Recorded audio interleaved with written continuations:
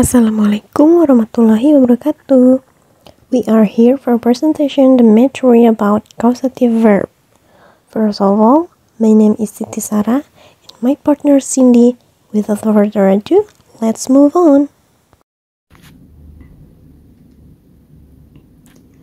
When we communicate, we often express our desires, intentions, or needs, and this can sometimes involve action performed by other people or things. In the realm of grammar, one powerful tool we can use to convey such ideas is the causative verb. Understanding and mastering causative verbs can enhance our language skills, allowing us to communicate more effectively and precisely. So, let's dive into the world of causative verbs and discover their significance. What are causative verbs? Apa sih causative verb itu? Causative verbs are a special category of verbs that indicate that someone or something makes another person or thing do something. They express the idea of causing or arranging for an action to take place. Causative verbs have a powerful effect on how we construct sentences, enabling us to express different levels of agency, control, or involvement in an action. Jadi singkatnya, causative verb sekelompok kata yang digunakan untuk meminta, memaksa, merayu suatu pekerjaan, atau action tapi bukan kita yang melakukan, tapi tetap atas kontrol kita. Types of causative verbs. Ada let, make, get, have, dan help. Yang pertama, kita akan membahas make. This causative verb suggests that the subject is forcing or compelling someone to do something even against their will. Jadi, make di sini artinya bukan membuat, tapi berubah menjadi memaksa. Karena ini causative verb, kata membuat berubah menjadi memaksa. Ngerti kan?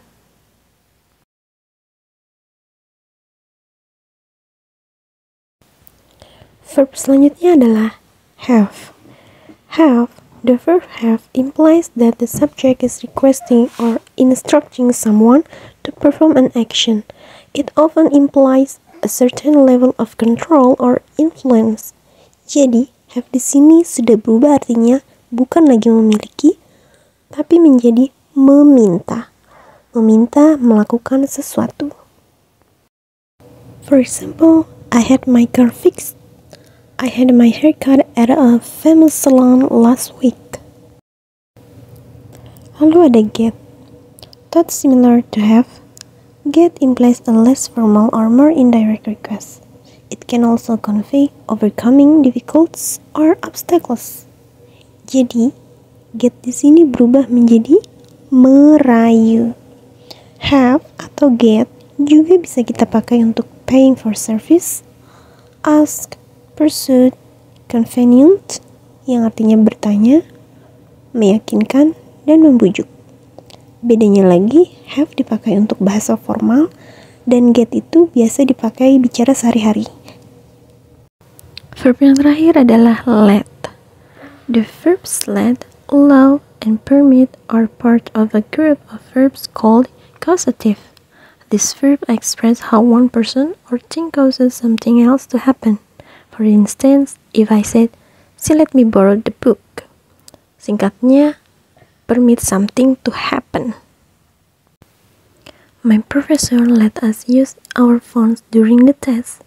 Or, my sister lets me borrow her car when I need it. Active and passive formula. There are generally three types of causative verbs using make, have, get, and let. Here are example sentences for each type along with their formulas. Causative formula. Subject plus make or have or get or let plus object plus base verb. Passive formula. Subject plus be or get plus past participle plus by someone. Passive causative formula. Subject plus make or have or get or let plus object plus past participle plus by someone. Number 1. Make, yang artinya memaksa atau menyuruh. The example, I will make her cook my dinner.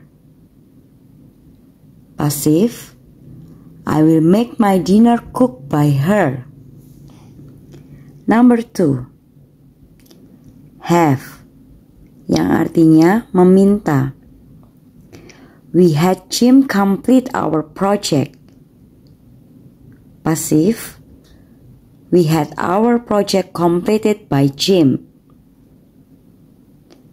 Number 3. Get, yang artinya merayu.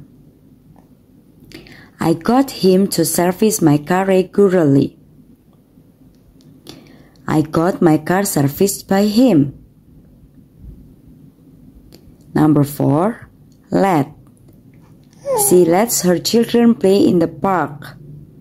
The children are let to play in the park by her. The note, the formulas provided are basic structures for creating sentences using causative verbs, but there can be variation based on tenses, subject, or the verb itself. Now, conclusion. Number 1. What are causative verbs? Causative verbs cause something to happen. Causative. Cause. Causative. Number 2. Why are causative verbs important? They help us communicate something very specific. Number 3. Is causative grammar common?